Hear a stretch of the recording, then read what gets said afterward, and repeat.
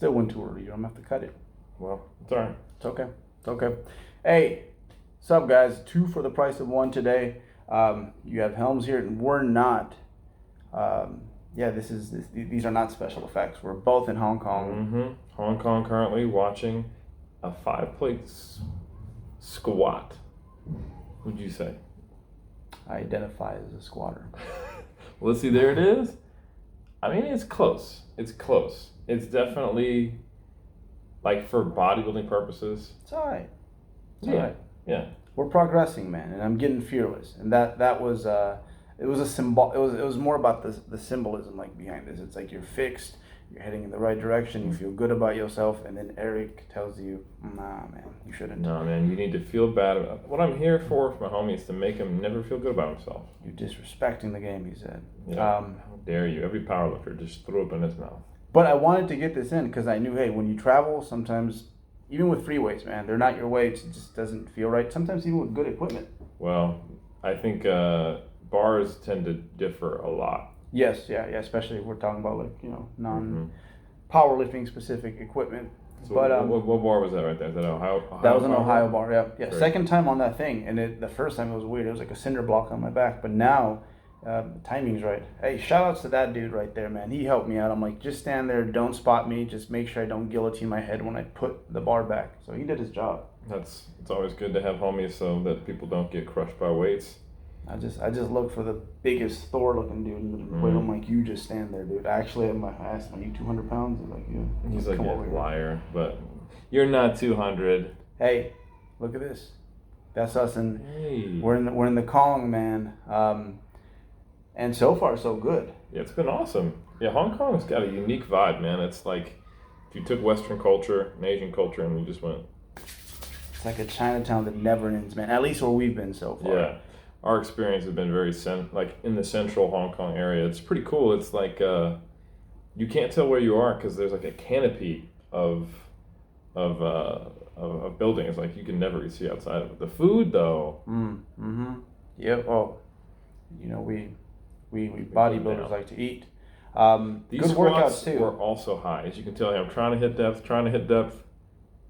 You guys think I got low enough on those squats? I support you, man. See, I'm the kind of friend that'll, tell you it's not your fault. I'll hype you up, and then I'll leave it to Eric in the group to tell you, nah, bro, it's your fault. Go beg for your job back. Actually, that's not me. That's hold on, I recognize him. He's a bodybuilder. He works really hard. Might have been a silver medalist in the IPF. Oh, you can tell from the squat. You know who that is? That's Lane Norton. Oh my God! Oh, that's Lane. Oh. Shout out, Lane. Yeah, Lane. So anyway, here I am doing good mornings. So cool thing about recovery diets, for those of you who, again, shout out Lane Norton, do the dumbass reverse diet. I'll be crushing Lane today. Oh, dude. You're crushing these, man. And it's like Thank right you. after a prep, too. Yeah. So I hit some PRs on Good Mornings, which was awesome. I've been doing the whole strength training based thing. We've been here invited by Jules. There was him hitting some inclines. That man's looking nasty. And then you put it down on some deadlifts. Yeah, this was my last set with 485. We're doing well, man. Considering you hit a PR on that. This is kind of trending the way I want it to. So we're not missing a beat. Good mornings, man. Could you go heavy on those like that? I like to go heavy on Good Mornings. It just depends on what I'm using them for. So sometimes I'll use Good Mornings just in place of like an RDL to get volume, especially if like my shoulder isn't feeling right, I don't want to grip, or my lower back. Because I personally feel a little better starting at the very top of a Good Morning and then taking a RDL. It's even out of the rack. It just tells me a little more about where I'm at. I love them. Like, people ask me what they do. It's like, hey, you hold posterior chain. Yeah. And then the balls, man. Or we'll just say the courage muscle, man, because for our sisters out there, it's made me more courageous under like any barbell. It's also, you can't do it wrong. Oh yeah. You can tell immediately if you start to squat it or if your knees track forward. While on RDL, you can really kind of. Hey, this is you talking, man. Oh, you're regulating, man. This is me talking to you about me talking to you. This was a really cool setup. We got to do this seminar out here in Hong Kong, which. We just do it to connect with the Fam Bam, the Greater 3DM Muscle Journey crew, and it was just because of logistics, we had to split it up between 2 locations. But we have also hybrid performance and also cool little conference room that we look like we're lounging with our iced teas. Yeah. Protein iced teas. But I mean, seriously, be on the lookout for these things. Main reason we do them, obviously, it's honestly, well, we get to travel and we get to see each other, but also just it's a proper thank you to those of you who. Yep.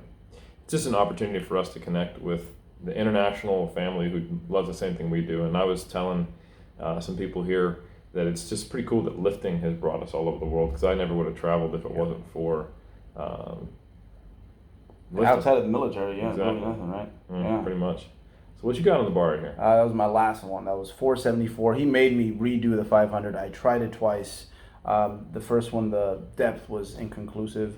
So he was right there. You can't tell from here, but that was just barely legal, man. Are we gonna have later? That'll be on the IG. But we saw it. It's good. This right here, this one. Yeah. This was it. This was it. I thought it was the two. I spotted you. So this is the second time. This is the second time. This is the second time I made him hit 500 pounds. The first time it was like one white light. It was almost depth. But this one, you can't tell from this angle, but it actually is depth. We confirmed from video. Barely. Just off camera. Man, that was a 10 RP. You grinded the shit out of that. But this is absolutely depth. We have video of it. It's like I turned 18 and you pinched my nipple. It counted. It counted. Absolutely. We're good. So Julian's walking up there, showed us the video. Yeah. You can even see us looking at the instant replay here. And we're confirming whether or not. It's like when the refs in the football game go over and they try to see, like, hey, well, what actually happened.